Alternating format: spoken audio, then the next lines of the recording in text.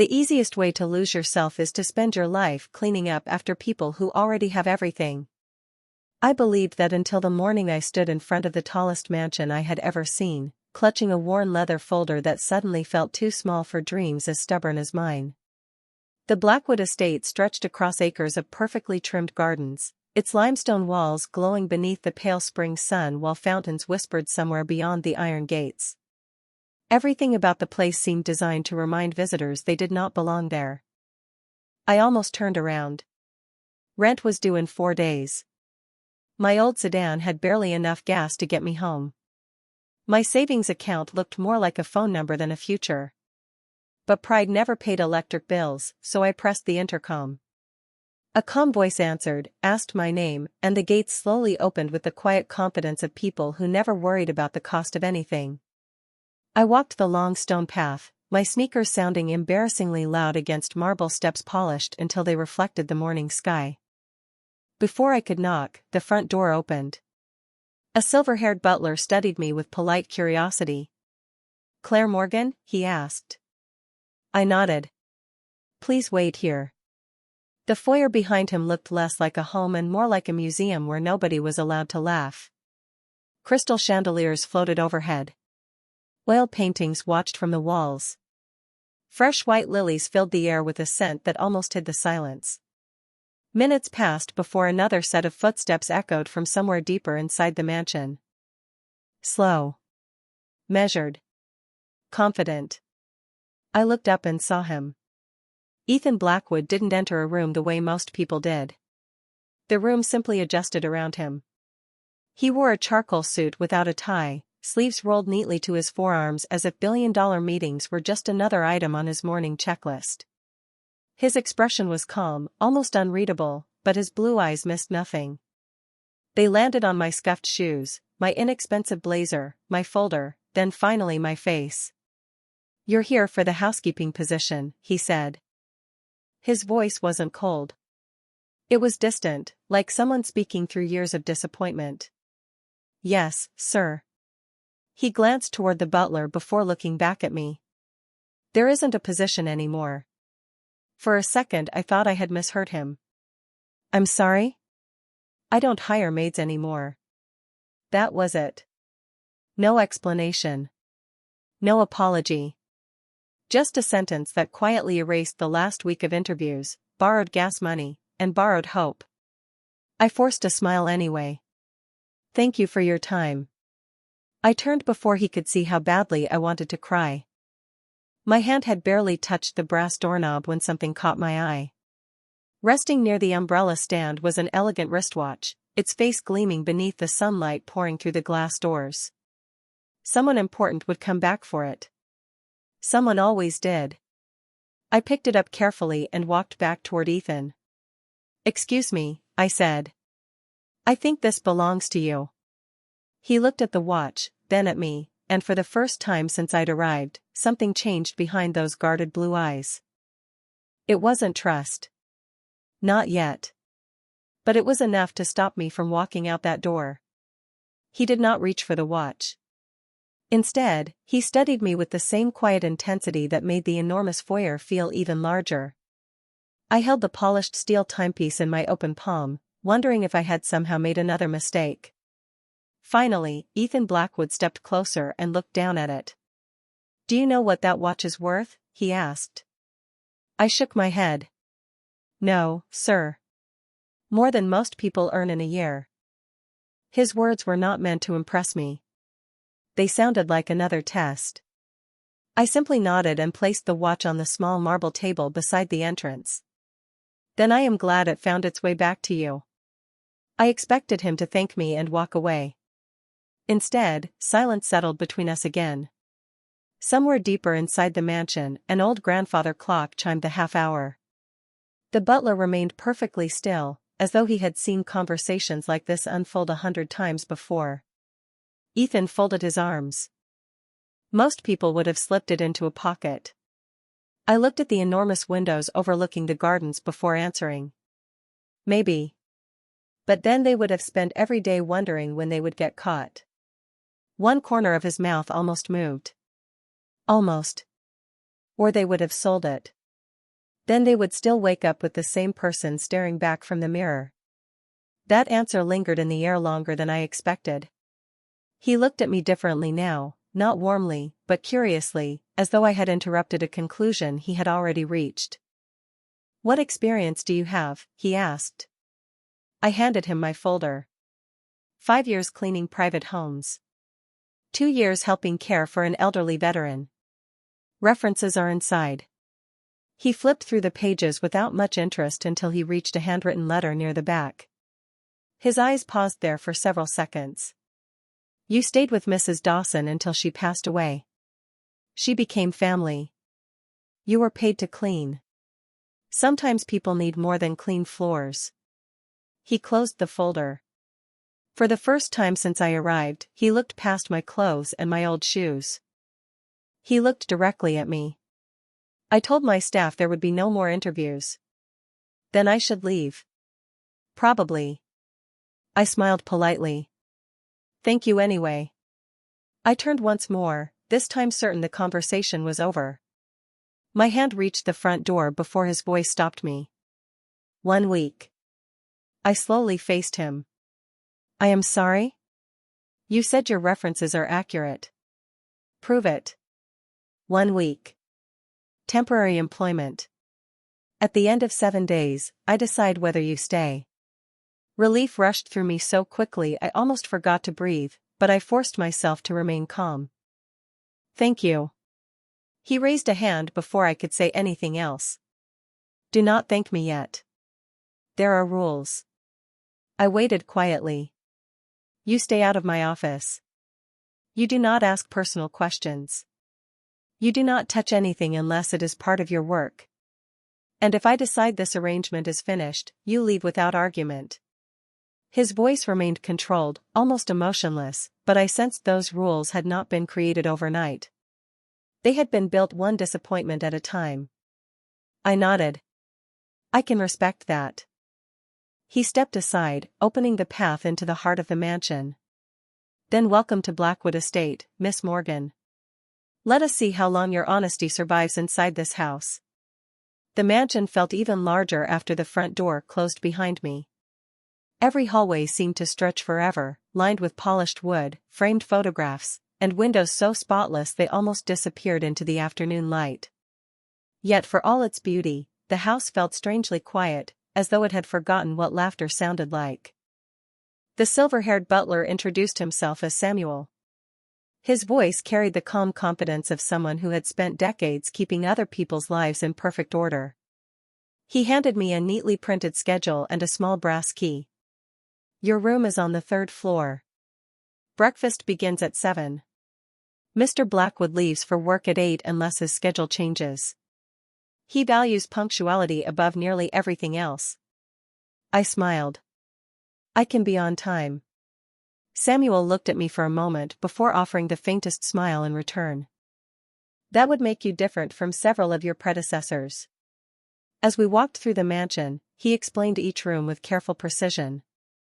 The formal dining room was used only for business dinners. The library remained locked unless Ethan opened it himself. The west wing was rarely occupied. Every instruction matched the rules Ethan had given me at the front door. Nothing personal. Nothing unnecessary. Everything controlled. My room surprised me. It was larger than my entire apartment back home, with soft cream walls, a comfortable bed, fresh flowers beside the window, and a small writing desk overlooking the gardens. For a brief second, I forgot I was only here for 1 week. Then I placed my worn duffel bag on the chair and reminded myself not to become comfortable. Temporary jobs had a way of disappearing just when hope began to settle in. My first assignment was simple. Dust the east hallway, organize the sitting room, and prepare the guest lounge before the evening. I worked quietly, paying attention to every detail the way Mrs. Dawson had taught me years earlier. "Cleaning is never about making something look expensive," she used to say. "It is about making people feel cared for." Those words echoed in my mind as I straightened a stack of books that had shifted slightly on a walnut table. Near the fireplace, I noticed a small framed photograph sitting crooked beside a crystal vase. It showed a younger Ethan standing beside an older couple, all three smiling beneath bright summer sunlight. I instinctively reached to straighten the frame before remembering his rules. Do not touch anything unless it is part of your work. I hesitated only a second before carefully adjusting it. Dust had gathered underneath the corner. It belonged in its proper place. As I stepped back, I heard footsteps behind me. Ethan stood at the doorway, silent as ever. His eyes moved from the photograph to me. My heart skipped. I know the rules, I said softly. The frame was covered with dust. He walked into the room without answering immediately. For a long moment, he simply looked at the picture. Something unreadable crossed his face before disappearing behind the same composed expression I had come to expect. Most employees avoid this room, he finally said. Why? I asked before I could stop myself. He looked at me, and I immediately remembered the second rule. No personal questions. Forget I asked. Instead of correcting me, he glanced once more at the photograph. Because memories are harder to clean than furniture. With that, he turned and walked away, leaving me alone in a room that suddenly felt far less empty than it had only moments before. The next morning began before sunrise. I woke to the soft chime of the antique clock outside my room and the faint scent of fresh coffee drifting through the hallway. By 7 o'clock sharp, I was already downstairs, smoothing the last wrinkle from my apron before stepping into the bright kitchen. Unlike the rest of the mansion, this room actually felt alive. Copper pots hung above the marble island. Fresh bread cooled on wooden racks. Morning light spilled across polished countertops where the chef, Maria, greeted me with a warm smile that immediately eased my nerves. You must be Claire, she said, handing me a cup of coffee. You are exactly on time. I smiled gratefully. I was told that was important. Maria laughed softly. Important is an understatement around here. Before I could ask what she meant, Samuel entered carrying a leather notebook. Mr. Blackwood has adjusted today's schedule. Of course he had. Samuel calmly listed every assignment with remarkable precision. The library remained off limits. The second-floor office hallway required permission before entering. The greenhouse was to be cleaned only after noon because the gardener would finish his work first. Every task had an exact order, an exact time, and an exact expectation. There was no room for improvisation. I listened carefully and memorized everything. As the morning unfolded, I began to notice something unusual. Every employee moved almost silently. Conversation stopped the moment Ethan appeared. Even footsteps seemed quieter whenever he walked through the house. It was not fear exactly. It was respect mixed with caution, like everyone understood invisible boundaries that had never been written down. Around 9 o'clock I carried freshly folded linens toward the guest wing. Passing one of the sitting rooms, I noticed a young groundskeeper struggling to lift a large planter that had been delivered earlier than expected. He looked embarrassed as he tried to move it alone without scratching the hardwood floor. I quietly set down the towels. Would you like another pair of hands? He hesitated. Mr. Blackwood prefers everyone to stay with their assigned work. We can move it in less than a minute.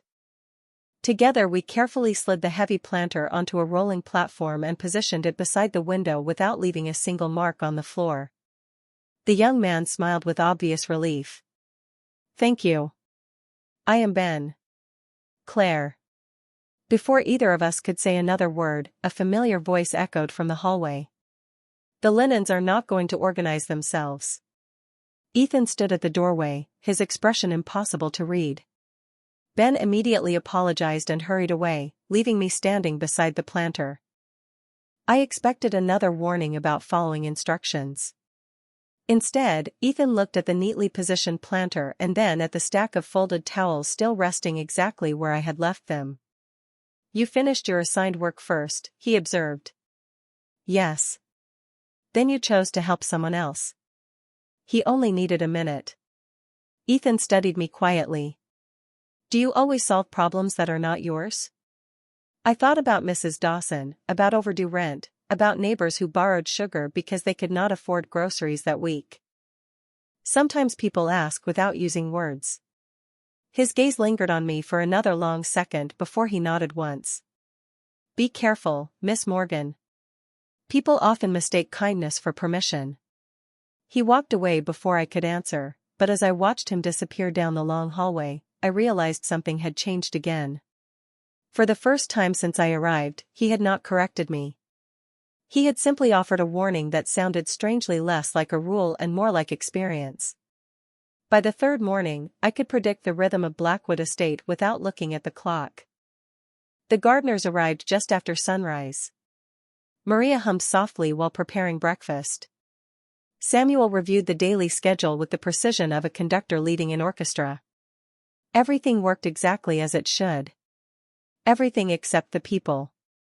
They moved efficiently, spoke politely, and smiled only when they thought no one important was watching.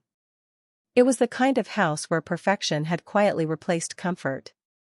My morning assignment included dusting the family lounge overlooking the gardens. Unlike the formal rooms downstairs, this space held signs of real life. Shelves filled with novels instead of awards. A faded quilt folded over the back of a sofa. A chessboard waiting beside the fireplace with a game left unfinished years ago. As I polished the coffee table, I noticed one of the potted orchids near the window had begun to wilt. Its soil had turned dry enough to crack. I carried it into the kitchen and carefully watered it before placing it where it could catch gentler sunlight. Maria watched me with a curious smile. Most people would have asked if they were allowed. I shrugged. Plants cannot wait for permission. She laughed so suddenly that Samuel glanced toward us from the pantry with mild surprise. You just made her laugh before 8 in the morning, he said. That is not easy. The warmth in the kitchen lingered with me as I continued working. Later that afternoon I found Ben sitting alone on the back steps during his lunch break, staring at an envelope without opening it. His shoulders looked heavier than they had the day before. I carried my sandwich outside and sat a respectful distance away. Neither of us spoke for nearly a minute. Finally he sighed. My mother needs another medical procedure. Insurance will cover part of it, but not enough. He folded the envelope before slipping it into his pocket. I should not complain. You are not complaining, I said quietly. You are worried. He smiled without much joy. There is a difference. We finished lunch in comfortable silence before returning to work. That evening, while arranging fresh flowers in the front hallway, I noticed a handwritten note resting beneath one of the vases. It listed every employee's birthday along with small reminders beside each name. Maria loved lemon cake. Samuel preferred black coffee. Ben's birthday was only 3 days away. I smiled at the thought that someone had taken the time to remember. Just then Ethan entered through the front doors after another long day. He loosened his suit jacket as Samuel accepted his briefcase. His eyes drifted across the hallway before stopping on the orchid, now standing taller beneath the afternoon light. It was dying, I explained before he could ask. It only needed water and a better window. He looked at the healthy green leaves for a long moment. Interesting. What is? Most people notice expensive things first. He glanced from the orchid to me. You noticed the one thing everyone else had forgotten. I lowered my eyes, unsure how to answer. Small things matter too. He stood there quietly, almost as though he wanted to say something more, but instead his attention shifted toward the employee birthday list still resting on the table. His expression softened for only a heartbeat before returning to its familiar calm. Without another word, he picked up the note, folded it carefully, and slipped it into his jacket pocket. As he walked upstairs, I realized the mansion no longer felt quite as silent as it had on the day I first stepped through its doors. That evening the rain arrived without warning, tapping gently against the tall windows until the entire mansion seemed wrapped inside a curtain of silver. Most of the staff had already finished their duties, and the hallways grew quieter with every passing minute. I carried a basket of freshly folded towels toward the second floor when I noticed a faint light spilling from beneath a half-open door at the end of the west hallway. According to Samuel, that part of the house was rarely used. I should have walked away. Instead, I slowed my steps just enough to see inside without crossing the doorway. Ethan stood alone beside a grand piano, his jacket folded neatly over a chair. The room was unlike any other in the mansion. There were no business awards, no expensive sculptures, no polished displays of success. Books filled every shelf. Family photographs rested on the mantel.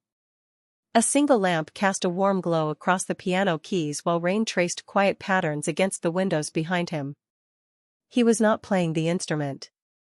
His fingertips rested lightly on the keys as though he remembered the music but no longer trusted himself to hear it. His shoulders, always perfectly straight, seemed heavier than I had ever seen them. For the first time since I arrived, he did not look like one of the most successful men in the country. He simply looked tired. I quietly backed away before he could notice me. Some moments belonged to other people, and respect sometimes meant pretending you had seen nothing at all. The next morning the house returned to its usual rhythm. Ethan was already reviewing documents in the breakfast room while Samuel updated him on meetings and travel schedules. I entered only long enough to refill the coffee service before slipping away without interrupting. As I reached the doorway, Ethan spoke without lifting his eyes from the papers. "Miss Morgan." I turned. "Yes, sir?" "Did you finish organizing the west hallway yesterday?" "Yes." He nodded once. "Good." I waited, sensing there was something else he wanted to say, but the silence returned. I left the room, wondering why his voice sounded quieter than usual. Later that afternoon I found Samuel carefully polishing the antique grandfather clock in the main foyer. "May I ask you something?" I said.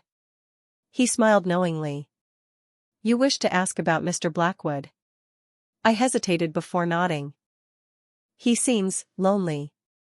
Samuel continued polishing the brass pendulum for several seconds before answering. "People often assume loneliness comes from being alone. Sometimes it comes from carrying responsibilities that leave no room for anything else." "Has he always been this way?" Samuel looked toward the staircase where Ethan had disappeared earlier. "No. There was a time this house felt very different." He stopped there, offering nothing more. I respected the boundary and returned to my work. That evening I noticed something unexpected waiting outside my room. A small ceramic pot held the same kind of white orchid I had saved 2 days earlier. There was no card. No signature. Only a neatly folded note resting beneath the pot. It contained 6 simple words written in careful handwriting. "Thank you for noticing what others missed." I held the note for a long time, listening to the quiet rain beyond my window, realizing that behind Ethan Blackwood's carefully guarded world, the smallest acts of kindness were beginning to reach places that money had never been able to touch. By the 5th day, I no longer needed Samuel's schedule to find my way through the mansion. I knew which staircase caught the first rays of morning sunlight and which hallway echoed the loudest after sunset. I knew Maria always baked extra bread on Fridays because the gardeners liked taking fresh loaves home to their families. I even knew Ethan preferred his coffee untouched for the first 10 minutes after it was poured. It was not written anywhere. I simply noticed. People always reveal themselves in the habits they never think anyone is watching. That afternoon the estate prepared for a small business dinner. Nothing extravagant, just a handful of executives meeting with Ethan before the weekend. Crystal glasses were polished. Fresh flowers replaced yesterday's arrangements. Every chair around the long dining table stood perfectly aligned. While placing linen napkins beside each plate, I noticed one chair slightly farther from the table than the others. Barely an inch, but enough to interrupt the symmetry. I quietly adjusted it and continued working. An hour later, the guests began arriving in expensive suits carrying polished smiles and firm handshakes. I stayed in the background, serving water and quietly refilling glasses whenever needed. Most of them barely noticed I was there. Ethan, however, noticed everything. During the dinner, one of the executives accidentally dropped several printed documents onto the hardwood floor. Before anyone else reacted, I knelt to gather the scattered pages, carefully placing them back into their proper order by matching the page numbers before handing them back with a smile. "Thank you," the man said with visible relief. "I would have spent the next hour sorting those." "I am glad I could help." Ethan watched the exchange without saying a word. His attention returned to the meeting, but every so often I caught him looking in my direction with the same thoughtful expression I had begun seeing more often. Later that evening, after the guests had left and the mansion settled into silence once again, I carried the last serving tray into the kitchen. Maria was already wiping down the counters. "You handled yourself well tonight," she said. "Mr. Blackwood noticed." I smiled. "He notices everything." "That is true," Samuel replied as he entered carrying a stack of empty glasses. "But he rarely lets people notice him." Before I could respond, Ethan appeared in the doorway. He had removed his jacket and loosened the top button of his shirt, looking less like a billionaire and more like a man who had worked a very long day. "Miss Morgan." "Yes, sir?" He looked toward the spotless dining room behind me before speaking. "The meeting went better than expected." I waited politely. "The guests commented on the atmosphere." I blinked. "The atmosphere?" "They said the house felt welcoming." The word seemed unfamiliar on his tongue, as though he had not used it in years. "That has never been mentioned after a business dinner before." I looked around the warm kitchen, the fresh flowers visible through the doorway, the soft lights reflecting against polished wood. A house remembers how people feel inside it. Ethan held my gaze for several quiet seconds. Instead of disagreeing, he slowly nodded. "Perhaps it does." As he turned to leave, he paused at the doorway without looking back. "Tomorrow is your 7th day here." My heart tightened. I had almost forgotten the temporary agreement. "Yes, sir." He stood silently for another moment before continuing. "I think tomorrow will answer more than one question." Then he disappeared down the hallway, leaving me standing beneath the warm kitchen lights, wondering whether I was about to lose a job or discover why a man who seemed to possess everything had built such careful walls around his heart. The 7th morning arrived with clear skies and cool air drifting through the open kitchen windows. I woke before the alarm, unable to quiet the nervous thoughts that had followed me through the night. 1 week. That was all Ethan Blackwood had promised me. 7 days to prove I belonged in a house where even silence seemed expensive. By 8 o'clock, every room sparkled beneath the morning sunlight. Fresh flowers stood in crystal vases. The silver reflected perfectly polished windows. There was nothing left to organize, nothing left to improve. For the first time in days, my hands were still. I found Samuel in the library hallway reviewing the household schedule. "You seem anxious," he observed without looking up. I smiled weakly. "Is it that obvious?" "Only to someone who has watched this house long enough." He closed the notebook and studied me kindly. "Whatever happens today, you have already changed this place." Before I could answer, Ethan's voice echoed from the main staircase. "Samuel." "Miss Morgan. Would you join me?" We followed him into the west sitting room, the same quiet space where I had once seen him standing beside the grand piano.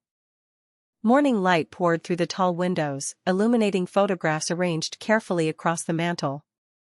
Ethan remained silent for several moments, his hands resting lightly on the back of a chair. Finally, he spoke. "You once asked why people avoided this room." I remembered the question I had immediately withdrawn. "Yes." His gaze settled on the photographs. "This used to be the busiest room in the house." I looked around more carefully than ever before. A well-worn chessboard rested beside the fireplace. A stack of music books sat near the piano. Everything looked preserved rather than forgotten.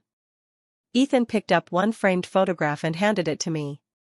It showed a younger version of him sitting beside an elegant woman with warm brown eyes and a bright smile. Between them stood a teenage boy laughing at something outside the frame. They looked like an ordinary family sharing an ordinary afternoon. "My parents," Ethan said quietly. "My younger brother, Daniel." I listened without interrupting. Years ago, this house was never quiet. My mother filled every room with music.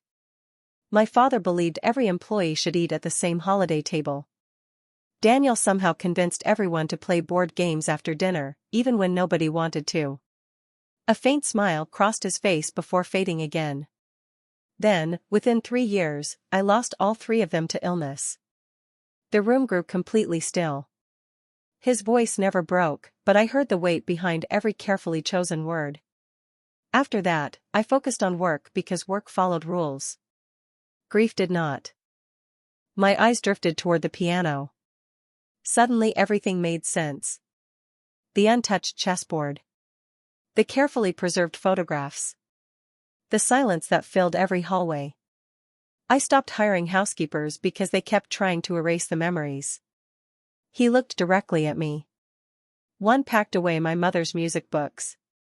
Another replaced my father's old coffee mug because she thought it looked worn. Someone even threw away Daniel's favorite blanket. His expression softened with quiet honesty. They cleaned the house until it no longer felt like my home. I lowered my eyes to the photograph still resting gently in my hands. I am sorry. Ethan slowly shook his head. You did something different. What did I do? You cleaned around the memories instead of removing them. His words settled deeply inside me. For the first time, I understood that this mansion had never needed another employee. It had needed someone willing to respect the life that had existed before the silence arrived. For the first time since I arrived at Blackwood Estate, I understood why every room had been preserved with such careful intention. It was never about expensive furniture or priceless paintings. It was about refusing to let love disappear simply because the people were gone.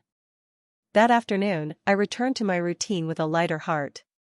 Every photograph I dusted felt different now. Every book I straightened carried a story instead of simply filling a shelf. Even the silence sounded softer.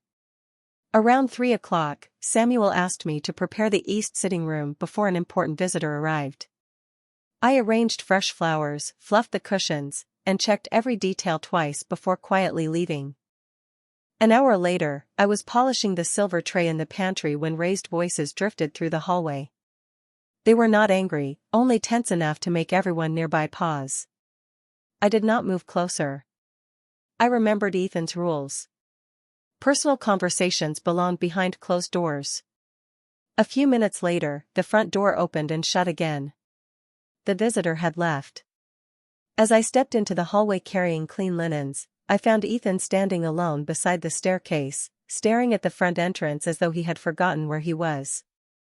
His expression looked distant, weighed down by thoughts he would never willingly share. Before I could quietly pass, another voice interrupted the silence. Mr. Blackwood. It was Victoria, the estate's event coordinator, who visited several times each month to organize charity functions and formal receptions. She offered me a polite smile before turning back to Ethan. There is something you should know. Ethan looked at her calmly. Go on. Victoria hesitated just long enough for my stomach to tighten. This morning I noticed Miss Morgan leaving the west sitting room carrying one of your family photographs. My heart stopped. Ethan slowly turned toward me. His expression remained unreadable. Is that true? I answered honestly without hesitation. Yes. Victoria folded her arms. I thought you should know. Considering how valuable those photographs are. I understood exactly what she was implying without her saying another word. Samuel stepped forward, ready to speak, but I gently shook my head. This was mine to answer. I looked directly at Ethan. I carried the photograph because you handed it to me this morning. After our conversation, I returned it to the mantel exactly where it belonged. If you would like me to leave, I understand. The hallway became perfectly still. Victoria glanced between us, apparently expecting immediate agreement. Instead, Ethan walked past both of us into the west sitting room. He examined the mantel carefully, studying every frame. After several quiet seconds, he reached toward one photograph near the center. It stood perfectly straight. Beneath it rested the small handwritten note his mother had once tucked inside the frame, exactly where he remembered leaving it years before. He slowly turned back toward us. "Nothing is missing." Victoria looked genuinely surprised. "I only wanted to protect your interests." Ethan nodded politely. "And I appreciate your concern." Then his eyes met mine. "Miss Morgan has already proven she protects something far more valuable than possessions." I lowered my gaze, unsure what to say. Victoria quietly excused herself and left the mansion a few minutes later. As the front door closed behind her, Ethan looked toward the family photographs once more. "Trust is difficult to rebuild," he said softly. "But sometimes all it takes is one honest person refusing to let someone else speak for them." That night I packed my small duffel bag before anyone asked me to. Not because Ethan had doubted me. He had defended me without hesitation. But the conversation with Victoria had reminded me of something I had learned long before arriving at Blackwood Estate. Sometimes the kindest thing you can do for someone is leave before your presence becomes another reason for conflict. I folded my few clothes carefully and placed the little ceramic orchid beside the window where the morning sun could still reach it. The handwritten note remained tucked safely inside my notebook. I never intended to take it with me as a keepsake. I simply wanted to remember that, for one brief week, someone had noticed my heart before my job title. Early the next morning I found Samuel in the foyer arranging fresh flowers. He looked at the bag resting beside my feet and sighed quietly. "You have made a decision." I nodded. "The agreement was only for 7 days. Mr. Blackwood has not asked you to leave." "He should not have to." Samuel studied me for a long moment before placing the flowers back into the vase. "You remind me very much of Mrs. Blackwood." I blinked in surprise. "How?" "She always knew when holding on was selfish and when letting go was an act of kindness." His words stayed with me as I walked toward Ethan's office. The door stood slightly open. He was reading reports near the window, sunlight falling across the polished desk. He looked up the moment I knocked. "Come in, Miss Morgan." I stepped inside and placed the brass room key gently on his desk. "I wanted to thank you." His eyes moved from the key to my travel bag.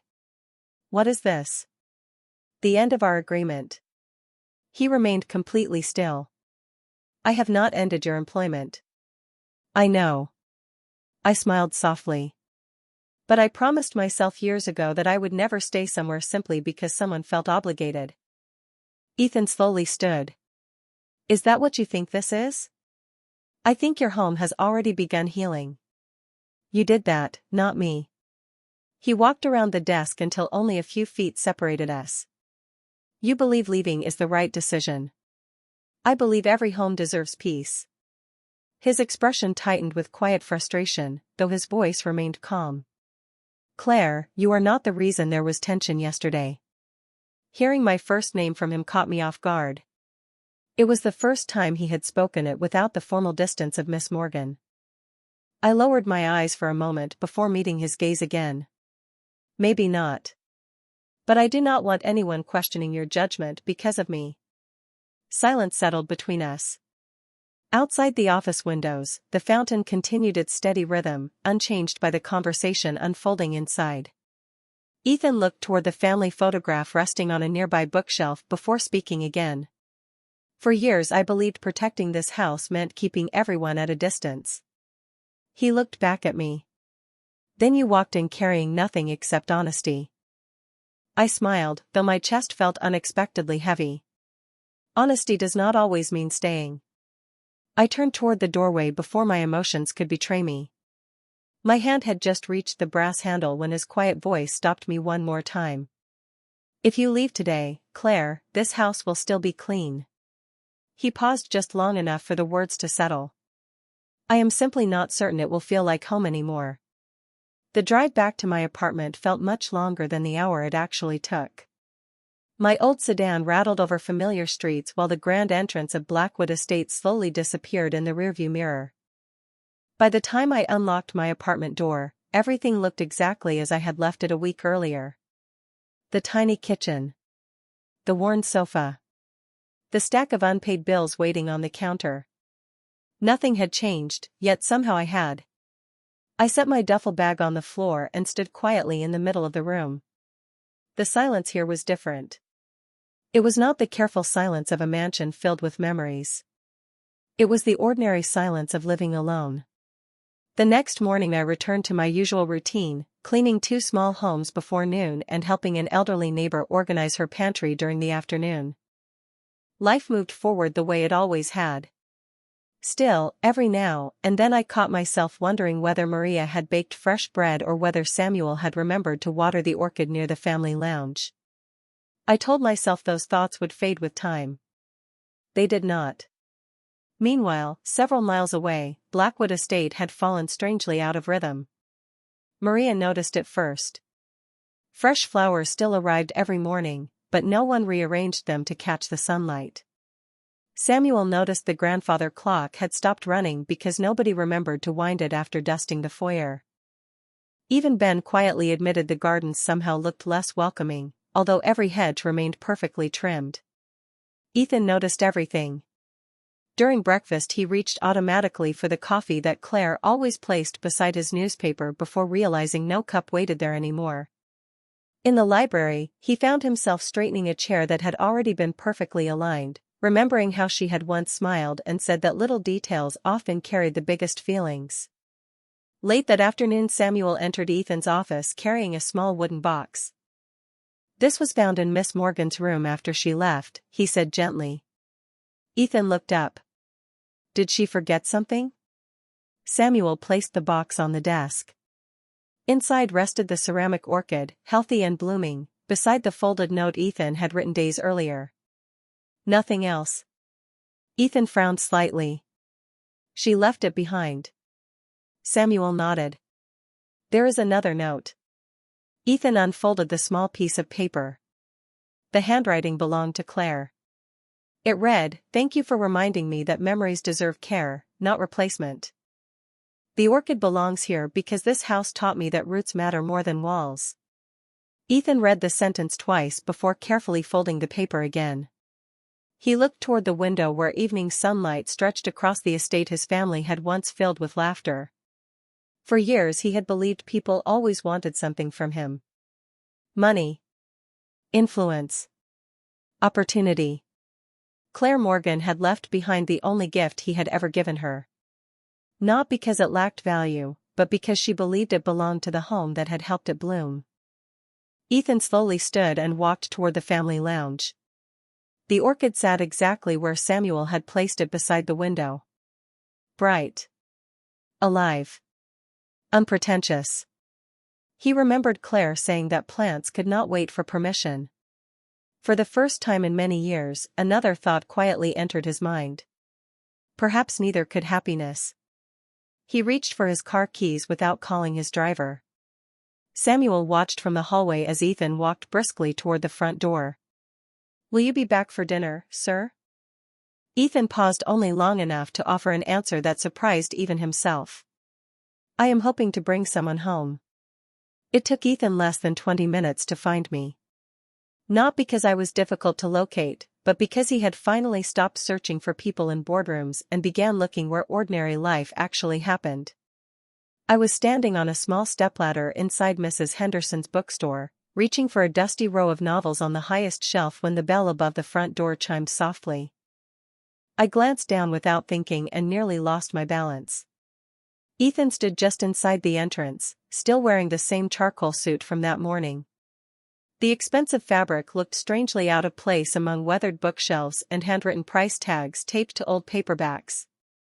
Mrs. Henderson looked up from the cash register with a cheerful smile. "Can I help you find something?" Ethan answered without taking his eyes off me. "I certainly hope so." I carefully climbed down from the ladder, brushing a little dust from my sleeves. For a moment neither of us spoke. The bookstore was quiet except for the gentle hum of the old heating system and the faint sound of pages turning somewhere in the back. Finally I smiled politely. "Good afternoon." He returned the smile, small but genuine. "I have been to 3 places before finding you." "You did not have to come." I know. He took another step closer. I wanted to.